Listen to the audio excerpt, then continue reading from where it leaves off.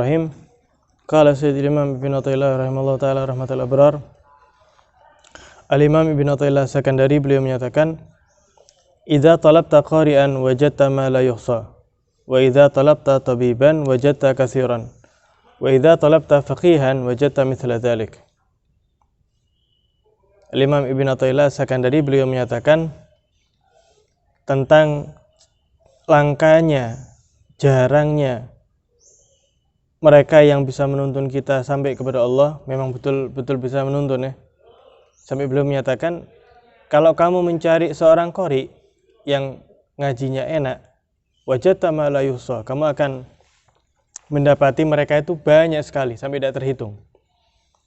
Kalau kamu mencari seorang dokter, maka kamu bakal mendapati banyak daripada dokter tadi itu, orang yang bisa mengobati. Kalau kamu mencari orang yang faqih, yang pakar, faham di dalam ilmu fikih, kamu juga banyak akan mendapati orang yang pintar masalah fikih. Tapi wa in talabta man yadulluka 'ala Allah, kalau kamu mencari seseorang yang bisa menuntun kamu kepada Allah, enggak pakai basa-basi, ya. Kemudian berbicara dengan kita apa adanya, wa yu'arrifuka bi uyubi nafsik, orang tersebut ngasih tahu kepadamu tentang aib-aib yang ada pada dirimu. Lam tajid illa qalilan, maka kamu tidak akan mendapatkan orang seperti itu illa qalilan, kecuali hanya sedikit. Fa in dhafirta bihi fa'amsikhu bikilta yadek. Kalau kamu ternyata mendapatkan orang yang seperti itu, maka peganglah dengan erat sosok tersebut dengan kedua tanganmu. Ini beliau menyatakan seperti ini di zaman beliau lah, ya apa di zaman sekarang ya. Nyari qori banyak, nyari yang bisa mengobati banyak, bahkan nyari yang ahli ilmu fikih itu belum tentu menyampaikan seseorang kepada Allah ya. Menjelaskan ilmu fikih banyak, tapi kalau kita mencari orang-orang yang menunjukkan kita, menuntun kita kepada Allah tanpa basa-basi ya. Soalnya sekarang ini kadang mau menasihati tidak enak, mau menasihati nanti gini dan gitu. Tapi bukan berarti tidak ada orang seperti ini, ada di zaman sekarang. Orang-orang yang menuntun kita kepada Allah dan menunjukkan kepada kita aib-aib yang ada pada diri kita tadi itu. Nah, itu penting, soalnya orang sakit itu kan kalau tahu penyakitnya enak ya, disembuhkan, dikasih obat, dibetulkan makanannya, minumannya. Tapi kalau tidak tahu, itu yang masalah. Makanya kalau misal kita mendapatkan orang yang seperti itu, maka peganglah dengan erat. Maka teman yang baik, teman yang baik itu teman yang membenarkan kita kalau kita tadi itu keliru, kalau kita tadi itu salah. Misalnya sholatnya amburadul, ditegur, ya apa sih kamu ini, ya pantas kalau rezekimu seret, langsung sholat mau jago kacir, bukan justru tambah didukung. Temennya tidak sholat, iya wajar lah, kamu ini wajar. Kan kamu ini kerja keras, penting wajar, maklum. Misalnya. Nah, ini masalah ini ya, masalah. Tapi kalau nunjukkan aibnya, saya minta maaf ya, saya mau ngomong, kamu ini gini, kamu ini gitu, tapi dengan halus. Terus yang perlu diingat, kalau ngasih nasihat itu kata Imam Syafi'i, ya barang siapa yang memberikan nasihat kepadamu 4 mata, yakni hanya berdua, maka dia telah memberikan nasihat kepadamu. Tapi ketika dia menasihatimu di halayak ramai, kamu ini emang tidak pernah sholat subuh misalnya depannya orang-orang, itu bukan nasihat, itu menghinakan orang tersebut. Kira-kira bakal genah apa enggak sholatnya, apa tambah kocar kacir? Ya tambah. Oh yes, tambah jadi hari nanti. Mudah-mudahan kita dipertemukan ya sama Allah orang-orang yang bisa menuntun kita nih kayak gini ya. Ada ya, mereka para orang soleh, orang wali yang kayak gini nih ada. Bahkan banyak di antara mereka langsung tidak basa-basi. Kamu itu gini, kamu itu gitu. Langsung disebutkan aib-aibnya sehingga orang itu tahu. Ya Allah, ternyata saya ini kayak gini. Itu penting itu. Kemudian beliau menyatakan, in aratta an tunsara fakun kullaka dhillah. Kalau kamu pengen menjadi hamba yang tertolong, maka jadikan dirimu ini secara keseluruhan rendah di mata Allah Subhanahu wa taala. Jangan merasa tinggi di mata Allah. Allah taala berfirman, "Walaqad nasarakumullahu bi Badrin wa antum adzillah." Allah taala telah menolong kalian ketika peperangan Badar. Allah bantu dengan prajurit daripada para malaikat tadi itu, wa antum adzillah, dalam keadaan kalian tadi itu sedikit, kalian tadi itu lemah. Makanya Imam Abdullah bin Alwi al-Haddad dalam doanya beliau menyatakan apa? Fa du'ai wa ibtihali syahidun li biftiqari. Doa saya, permintaan saya, rintihan saya kepada Allah, ini adalah saksi, ini adalah bukti bahwa saya ini seorang hamba yang fakir di mata Allah Subhanahu wa taala. Jadi merasa fakir gitu loh di mata Allah. Ketika minta itu memang merasa lemah, merasa tidak punya, merasa tidak bisa apa-apa. Karena memang la haula wala quwata illa billah. Tapi kalau merasa anak ini jabatan anak tinggi, harta anak banyak, yang kenal anak banyak, maka tidak dapat pemberian dari Allah Subhanahu wa taala. In arata an tu'ta fakun kullaka fakran. Kalau kamu pengen dikasih, kalau kamu pengen ditolong, jadikan dirimu tadi ini rendah di mata Allah. Kalau kamu pengen dikasih, maka jadikan dirimu ini fakir di mata Allah Subhanahu wa taala. Kenapa? Karena Allah taala nyatakan innamas shadaqatu lil fuqara wal masakin. Ya, hanya saja sedekah-sedekah tadi itu, zakat-zakat tadi itu hanya diperuntukkan bagi siapa? Bagi fuqara dan masakin. Selain fuqara dan masakin tidak berhak mendapatkan pemberian tadi itu. Nah, ini beliau kiaskan. Ya, jadi Allah itu memberikan pemberiannya kepada siapa? Kepada mereka yang memandang dirinya fakir di mata Allah Subhanahu wa taala. Merasakan dirinya ini butuh sama Allah Subhanahu wa taala. Nah, tapi kalau tidak merasa butuh, ya saya ini minta berdoa karena ya pantas-pantasan aja. Aslinya saya bisa ini, saya bisa itu. Ya, dikasih pun pemberiannya itu bukan pemberian atas dasar ridho, hati-hati. Loh, saya tetap dikasih, pemberiannya itu bukan atas dasar ridho. Yang tidak berkah lah, kemudian bikin dia tambah jauh, tambah lupa dari Allah. Nah, dia kira itu apa? Dia kira dia diridhoi, padahal dia terusir. Naudzubillah min dzalik.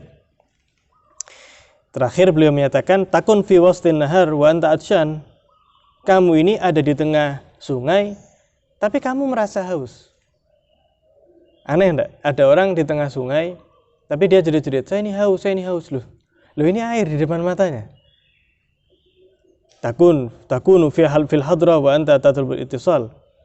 Kamu ini harusnya ada di dalam hadratullah, ya, dan kamu minta untuk disambungkan dengan Allah Subhanahu wa taala.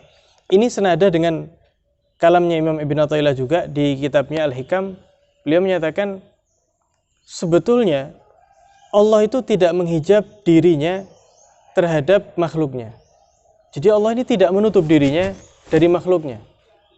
Allah itu sangat dekat dari makhluknya. Lah terus apa yang menjadikan hijab tadi itu? Yaitu makhluknya itu sendiri yang menghijab antara dirinya dengan Allah Subhanahu wa taala. Allah tidak ada hijab sama sekali sama hambanya. Allah itu sosok yang paling dekat sama hambanya.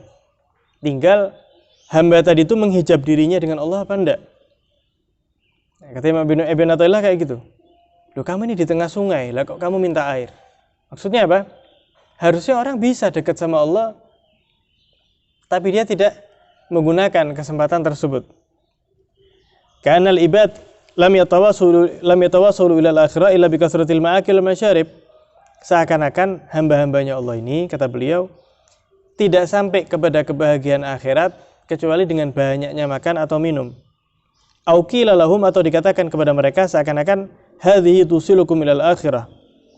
Dunia ini loh yang bakal nyampaikan kamu kepada akhirat. Walakin ma'arkhasa nafsik ay dzatik alaik.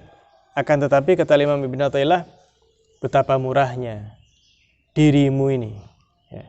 Betapa remehnya dirimu ini di matamu. Loh, kok bisa remeh di matanya? Laula hawanuha alaik ma aradtaha li adzabillahi ta'ala. Lah kalau kamu tidak memandang remeh dirimu itu, kalau kamu menganggap dirimu itu mulia, maka tidak mungkin dirimu menyodorkan dirimu sendiri, kamu menyodorkan dirimu sendiri kepada azabnya Allah Subhanahu wa ta'ala. Buktinya gampang gitu menyepelekan sholat. Buktinya gampang ngerasani orang. Buktinya gampang maksiat. Berarti kamu memandang dirimu ini apa? Murah gitu loh, remeh.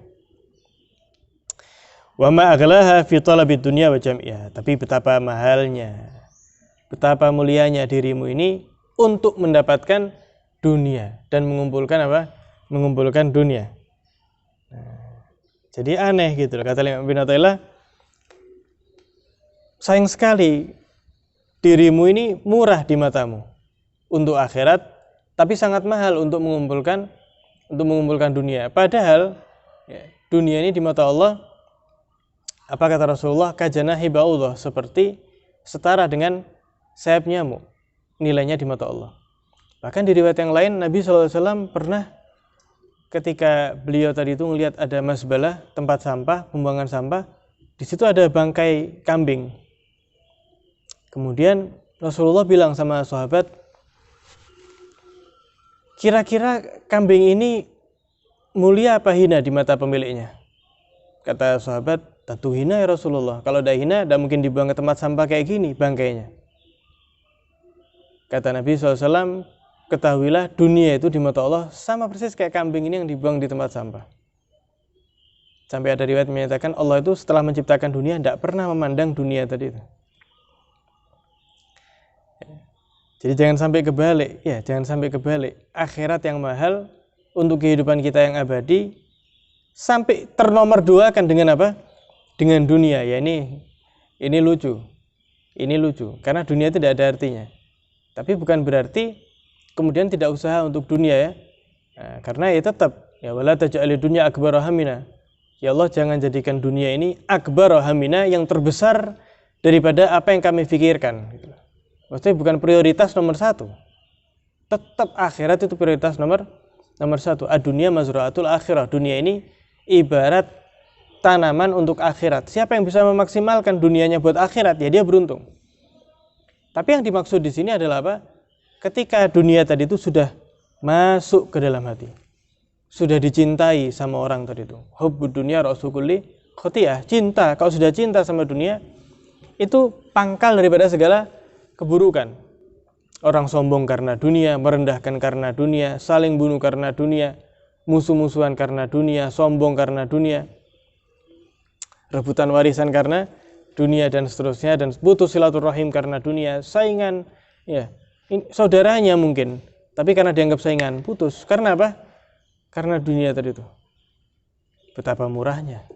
Ya, betapa murahnya. Padahal saking hinanya dunia itu, Sayyidina Imam Muhammad ibn al-Munkadir, beliau pernah menyatakan, ada riwayat dunia itu nanti ketika di akhirat, dunia ini yatabakhtar. Yatabakhtar itu jalan sama congkaknya gitu.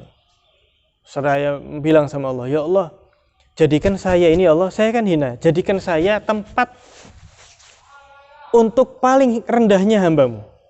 Jadi hambanya Allah ini yang paling rendah kelasnya, itu diminta sama dunia supaya tinggal di dunia. Dunia yang kita lihat ini sekarang lah. Itu dunia minta, ya Allah, letakkan hambamu yang paling rendah di dalamku. Katanya Allah apa? La ardhaki, saya tidak ridho. Kamu jadi tempat paling hinanya hambaku, saya tidak ridho. Kemudian Allah perintah dunia tadi itu untuk masuk ke dalam neraka. Ada riwayat yang lain, ketika dunia tadi itu diperintah sama Allah masuk ke neraka, dunia bilang, ya Rabb, wa man yuhibbuni ma'i, ya Allah, yang cinta sama saya ikut sama saya ya. Kata Allah apa? Wa man yuhibbuka ma'ak, siapapun yang cinta kepadamu ikut, ajak masuk ke dalam neraka, wal iyadzubillah min dzalik. Nah, sampai segitunya ya, sampai segitunya. Kemudian hinanya dunia itu ya, sampai ulama menyatakan, loh, Allah Ta'ala yang punya dunia. Kalau kita ini punya apa enggak? Kita kan dititipi ya, bukan punya hakikatnya. Terbukti nanti kita yang ditinggalkan oleh dunia atau kita yang meninggalkan dunia tadi itu. Kan gitu ya, satu di antara dua. Kita tidak punya, kita dititipi. Lah wong yang punya itu loh, tidak ngelihat. Lah kita tidak ikut punya kok selalu apa? Bingung atas dunia tadi itu. Al-Imam Ibn Hazm beliau sampai menyatakan, nanti orang yang bingung sama dunianya, cinta luar biasa sama dunianya, itu dihadapkan sama Allah Subhanahu wa taala. Kemudian ketika diletakkan dihadapkan di hadapan Allah, ya akan disuruhkan, ya, hadza ya adzama ma haqqarahullah. Orang ini di halayak ramai ya, orang ini adalah orang yang mengagungkan sesuatu yang dihinakan sama Allah. Jadi ada perkara dihinakan sama Allah, dimuliakan sama orang ini. Apa yang terjadi? Fayasqutu lahmu wajhi, sampai rontok daging yang ada di wajahnya ini saking karena malunya kepada Allah Subhanahu wa taala. Jadi kita hidup di dunia apa? Harus tahu menempatkan sesuai posisinya. Apa yang Allah muliakan kita muliakan, apa yang tidak Allah muliakan ya secukupnya saja.